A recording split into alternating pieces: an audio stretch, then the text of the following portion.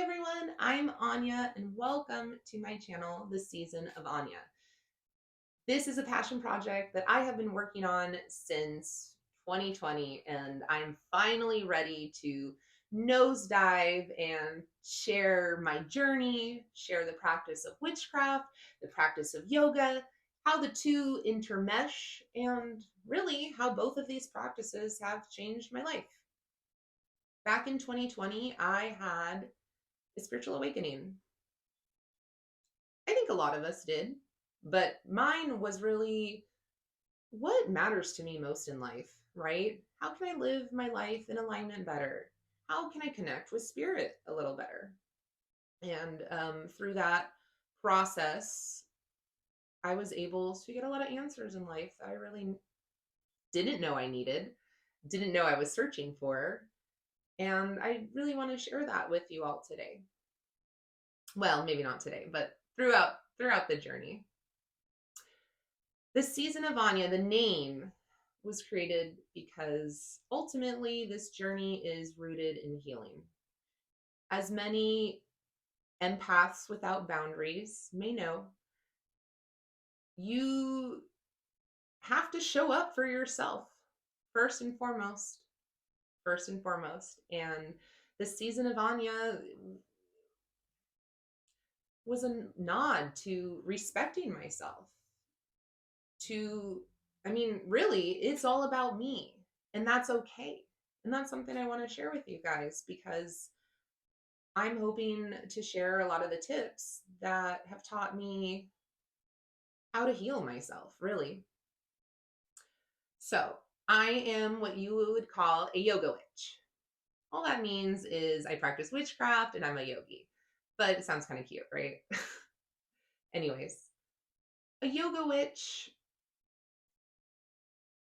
is not a definition. It's just something, it just exemplifies my practice, who I am. I've been a yoga practitioner for about 5 years. No, excuse me, 10 years. Off and on, always kind of dipping my toes in the water. And I have been a witch for about 7 years, but it wasn't until the last 5 years that I started working with a coven. It wasn't until then that I really learned what it meant to be a witch. I'd read a lot from books. I'd read a lot from, well, watch a lot from YouTube, but it still didn't quite jive. When I was practicing as a solitary witch, I had a whole different mindset of what this practice is. What witchcraft has taught me is with life, with observing the ebb and flow of nature, there are times to be in the dark and there are times to be in the light. And that's okay because that creates balance. I personally grew up Catholic, and the way I grew up in general was always light, and we hide the dark. We hide in the dark. But I realized through time that's not something sustainable because life has darkness, and it's about showing up for yourself in the dark, acknowledging the dark, and dancing in the dark. That's that's okay. There's so much light, right? And we need to celebrate the good too. It's not that witchcraft is all spooky and whatever. It's the balance. It's the ebb and flow of natures. It's standing under a full moon and dancing and releasing and creating and flowing. And that's what witchcraft has really brought to me in my personal practice. And of course, yoga I really enjoy because it has taught me personally the importance of breath-based movement. All that is right when you practice yoga, they call it a flow. And as you get better, you flow with your practice. It's like a dance, right? But slowly over time, especially when I really started becoming dedicated to my yoga practice in very recent years, I realized that flow can be brought off the mat. That doesn't mean I'm doing downward facing dog or, warrior pose or anything like that out in the open. what that means is allowing life to happen and witnessing it and being present in the moment. I'm someone who has a lot of anxiety, and grounding through that has been awesome for me. I'm able to take that practice and slowly start to incorporate it in my everyday life. So, why am I here? Well, I'm here to share my story. It's one of healing, boundaries, a little bit of a witchy yogi self help. And yeah, how I've learned the process of healing myself through combining these two practices. What I plan to share with you guys is all sorts of cool stuff. For me personally, I did not understand witchcraft until I was in the community and shown the way.